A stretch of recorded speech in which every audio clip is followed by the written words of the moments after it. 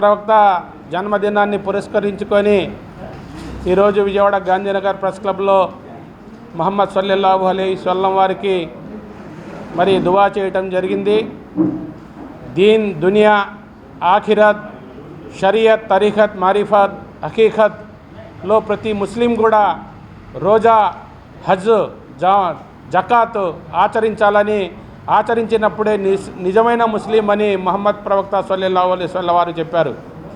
ముహమ్మద్ సల్లల్లాహు అలైహి వసల్లం వారు ఈ దేహాన్ని విడిచిపెట్టి 1450 సంవత్సరాలు అయినప్పటికీ కూడా వారి ఆచరించిన సూక్తులను మనం ఈనాటికి కూడా ఆచరిస్తున్నామంటే ముహమ్మద్ ప్రవక్త సల్లల్లాహు అలైహి వసల్లం వారు ఈ ప్రపంచంలో ఇస్లాం కోసం 1,24,000 అంబియాలు, ప్రవక్తలు, దైవదూతలు వచ్చినప్పటికీ కూడా ముహమ్మద్ ప్రవక్త సల్లల్లాహు అలైహి వసల్లం వారు చివరి ముహమ్మద్ ప్రవక్తగా గుర్తింపు పొందారు.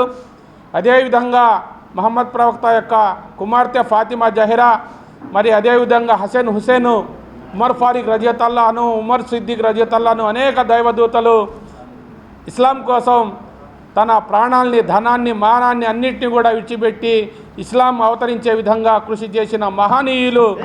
అటువంటి ముహమ్మద్ ప్రవక్త సల్లల్లాహు అలైహి వసల్లం వారు ఈనాటి నుండి 1450 సంవత్సరాలు అయినప్పటికీ కూడా వారి యొక్క దైవదూతలు జిబ్రయీల్ అలైహిస్సలాం ద్వారాగా ఖురాన్ గ్రంథాన్ని మరి ఆకాశం నుండి భూమికి వచ్చిన మరి రోజు, ఇటువంటి రోజుని మనమంతా కూడా మరి ప్రవక్త జన్మదినాన్ని వేడుకలను జరుపుకోవటం చాలా సుఖ సంతోషం.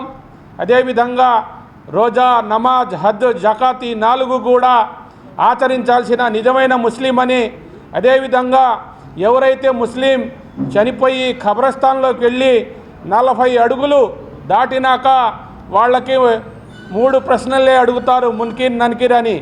స్వర్గంలోకి వెళ్ళాలంటే మరి మను రబ్బుక, మను దీనుక, మను నబీయుక, ఈ 3 ప్రశ్నలు ఎవరైతే చెప్పబడతారో వాళ్ళు స్వర్గంలోకి వెళ్ళబడతారని ఖురాన్ గ్రంథం చెప్తా ఉన్నది. మను నబీయుక అంటే మీ ప్రవక్త గారి పేరు ముహమ్మద్ ముస్తఫా రసూలే ఖుదా సల్లల్లాహు అలైహి వసల్లం. రెండవది మను రబ్బుక, నీ దేవుడు ఎవరు అని అడుగుతారు, అల్లా అని చెబుతాడు.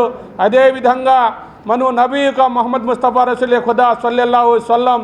ఈ 3 ఈ దీన్, నీ యొక్క ఆచరణ ఏంటి అనేది, ఇస్లాం అనేది చెప్తే ఈ 3 ప్రశ్నలు ఎవడైతే చెప్తారో వాళ్ళు స్వర్గంలోకి వెళ్ళబడతారు అనేది గ్రంథాలు, తౌరత్ కానీ, ఇంజిల్ కానీ, జబూర్ కానీ, బైబిల్ కానీ ఏ గ్రంథాలు ఆచరించినప్పటికీ కూడా ఆ గ్రంథాలన్నింటినీ కూడా ఆచరించాల్సిందే అని ముహమ్మద్ ప్రవక్త సల్లల్లాహు అలైహి వసల్లం వారు చెప్పారు.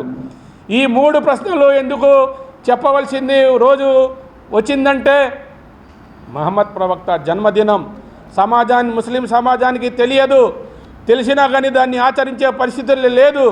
ఈ 3 ప్రశ్నలు ఎవరైతే వింటారో, మరి ఎవరైతే ఆ ఖబరస్థాన్లకు వెళ్ళబడి 40 అడుగులు దాటినాక మున్కిర్, నన్కిర్ ద్వారా ఈ 3 సమాధానాలు చెప్తారో ముహమ్మద్ ప్రవక్త సల్లల్లాహు అలైహి వసల్లం వారు స్వర్గంలోకి వెళ్ళబడతారని, ఈ మాటలు ఎవరైతే వింటారో దీన్, దునియా, ఆఖిరత్, షరియత్, తరీఖత్, మారిఫత్, హకీకత్, రోజా, హజ్, నమాజ్, జకాత్ వీటన్నిటిని కూడా ఎప్పుడైతే ఆచరిస్తారో వాళ్ళంతా కూడా స్వర్గంలోకి వెళ్ళబడతారు.